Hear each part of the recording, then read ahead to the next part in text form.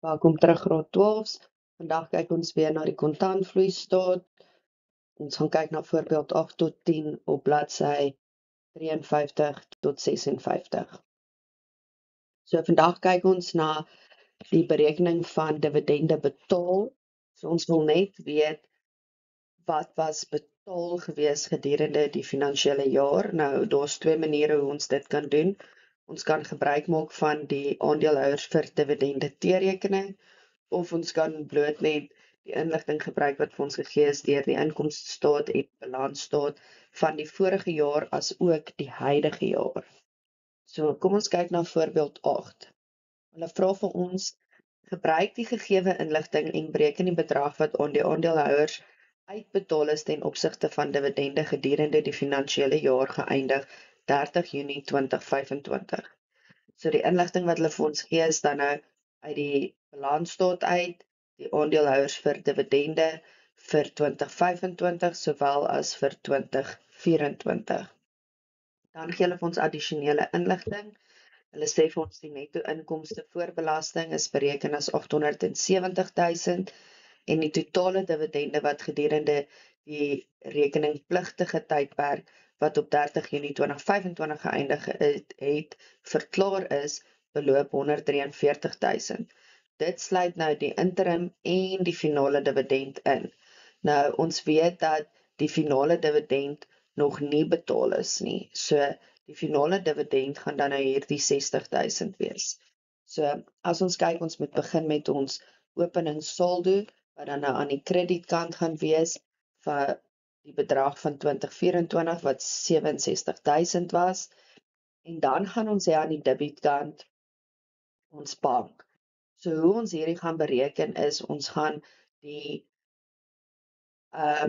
begin van die jaar, so met ander woorde die einde van die vorige jaar, so dit is die 2024 saldo vat van 67.000, ons plus dan nou by wat verklaar is gedurende die jaar, wat 143.000 is, en ons trek dan nou die eindsaldo af in 2025, wat dan 60.000 is, en dit gee vir ons 150.000. So as ons dan nou hierdie rekening dan nou saldeer, gaan dit vir ons daar die 60.000 gee. So ons moet ons gewone aandele dividende hier inbring aan die kredietkant, wat 143.000 is, want dit is wat ons dan nou verklaar het. Maar die 150.000 is wat ons dan nou betaal het. So as ons nou nie 'n T-rekening het nie, en ons moet dit net fisies uitwerk, gaan ons dan nou natuurlik net dieselfde doen as wat ons gedoen het by bank. So ons gaan ons 67.000 vat, begin van die jaar saldo, plus wat ons verklaar het, minus die eindsaldo, en dit gee vir ons daar die 150.000, wat ons dan deur die jaar dan eintlik aan ons dividende uitbetaal het.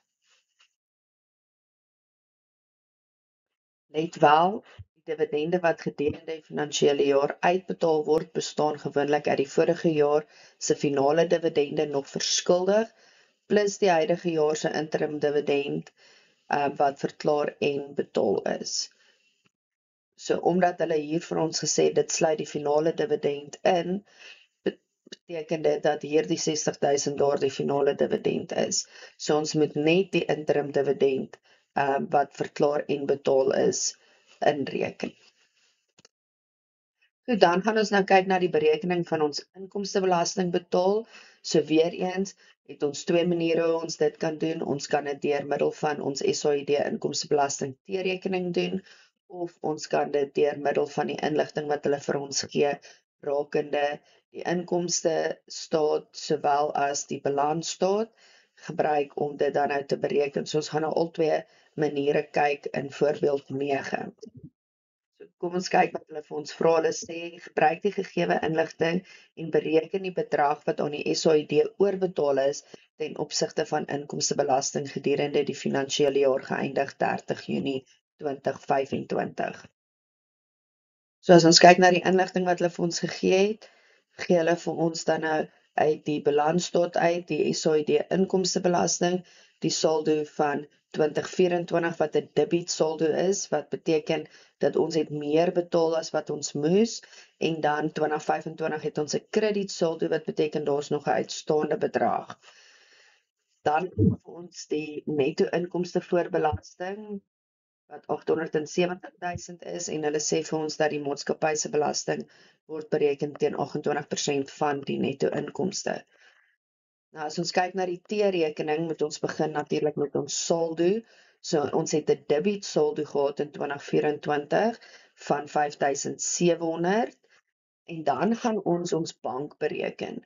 So hoe ons dit doen is ons vat die vorige jaar, so ons openingssaldo van 5700, maar omdat dit 'n debietsaldo is, gaan ons 'n negatiewe 5700 hê, plus dan nou ons 28% van ons inkomstebelasting wat bereken is, en dit het uitgekom op 243 600, en dan trek ons af wat nog uitstaande is vir 2025.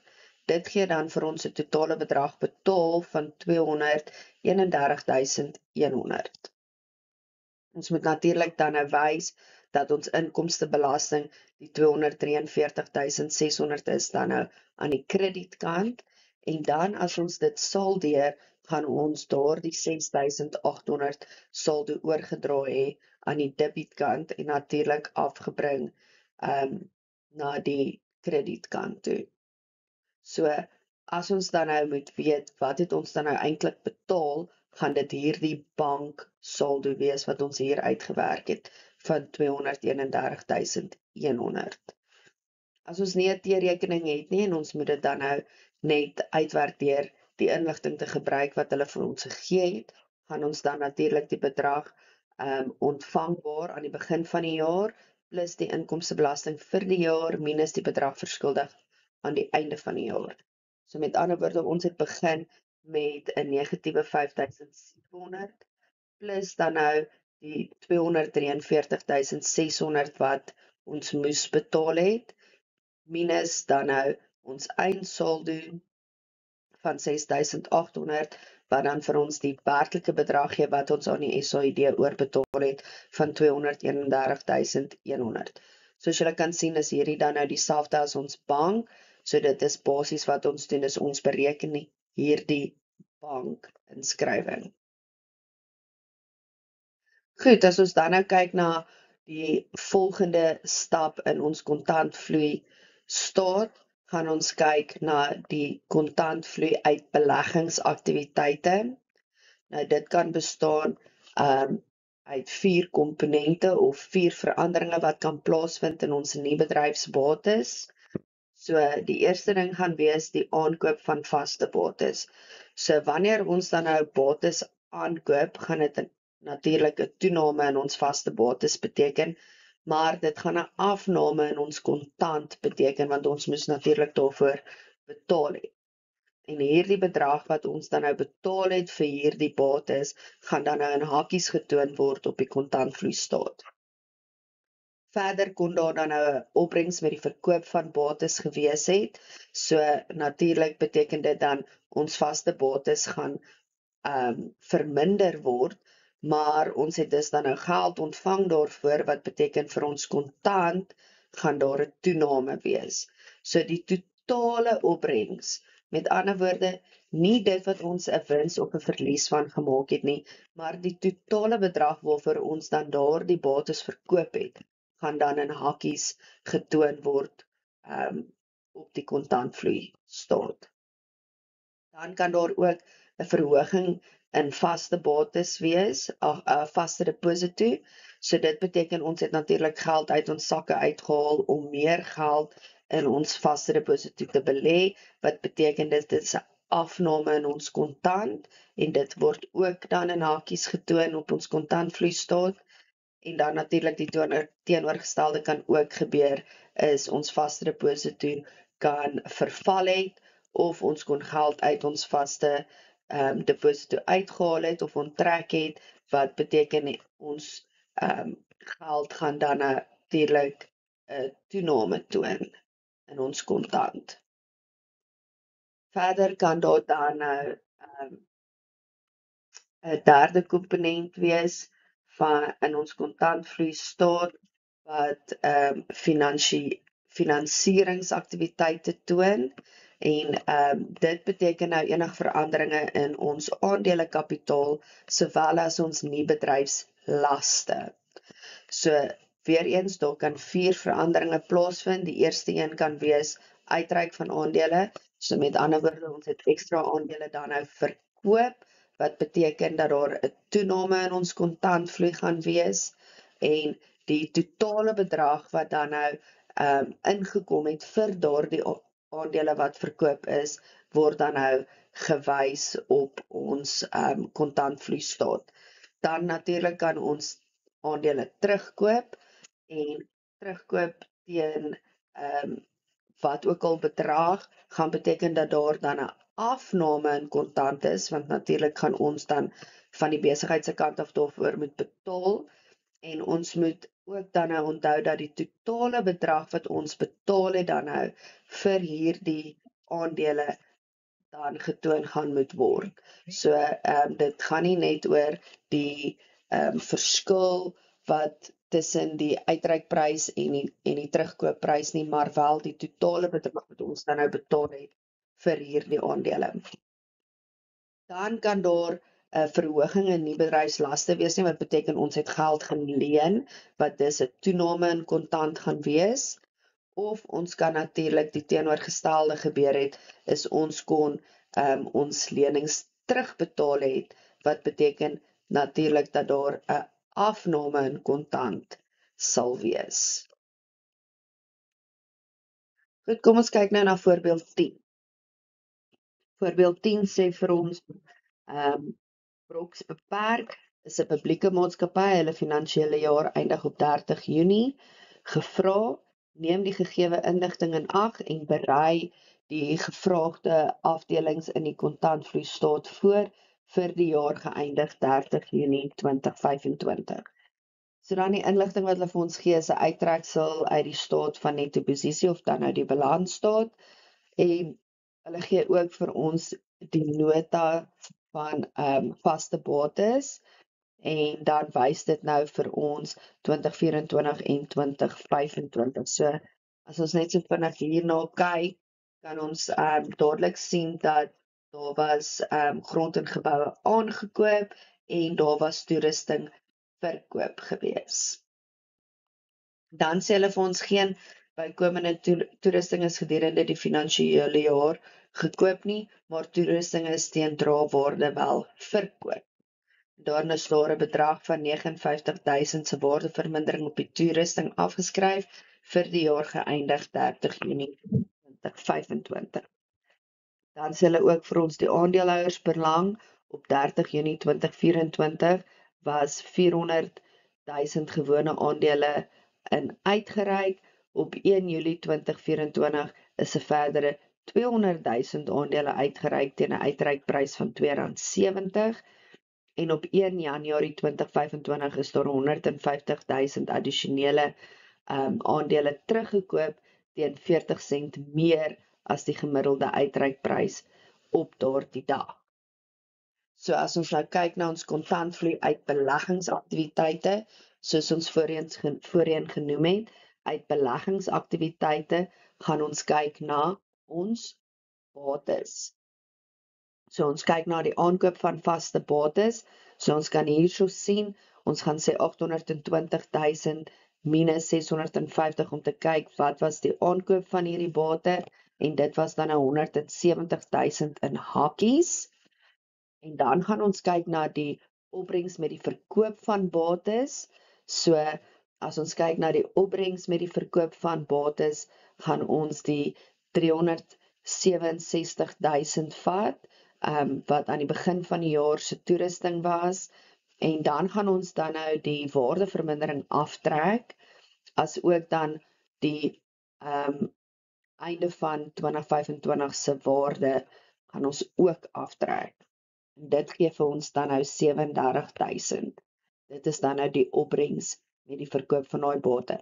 So met ander woorde, beginbedrag minus die waardevermindering minus die eindbedrag gee vir ons daardie opbrengs. Goed, dan kyk ons na verhoging van vaste deposito. So as ons kyk na ons vaste deposito, het ons dan nou die 650.000 gehad en ons het hom verhoog na 800.000 toe. Met ander woorde, ons het hom verhoog met 150.000 wat dan nou ook in hakies getoon word. So ons kontantvloei uit beleggingsaktiwiteite totaal is dan nou 283.000 in hakies. As ons dan kyk na die kontantvloei uit finansieringsaktiwiteite, so hierdie is dan nou ons aandele, as ook dan nou ons laste, ons bedryfslaste.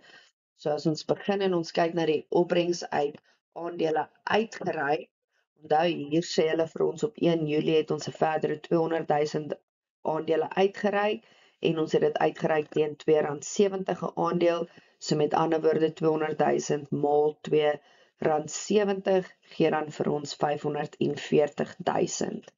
Dan kyk ons dan na die gemiddelde uitreikprys van aandele vir die terugkoop. Onthou, hulle sê hier vir ons het 150.000 aandele teruggekoop teen 40 sent meer as die gemiddelde uitreikprys. So ons moet eers die gemiddelde uitreikprys uitwerk. So as ons dan sê 960.000 plus 540.000 gedeel deur die 600.000 aandele, gee dit vir ons 'n gemiddelde prys van R2.50 per aandeel. So R2.50 was dan nou die gemiddelde prys, plus die 40 sent gaan dan vir ons R2.90 gee. So as ons terugkoop van aandele dan nou uitwerk, kan jy sê 150.000 maal met R2.90 of dan nou dit ook in hakies plaas R2.50 plus die 40 sent en dit gaan vir jou gee 453.000. Ons plaas dit dan nou in hakies want dit is 'n uitgawe. Dan kyk ons na die terugbetaling van ons lening. So as ons kyk na ons lening was 500.000 in 2024, 2025 was hy 350, so hy het natuurlik verminder. So as ons daardie twee van mekaar aftrek, gee dit vir ons 150.000 betaling teenoor ons lening en dit kom dan nou ook in hakies wat vir ons 'n totaal gee van R45.000 vir ons kontantvloei uit finansieringsaktiwiteite.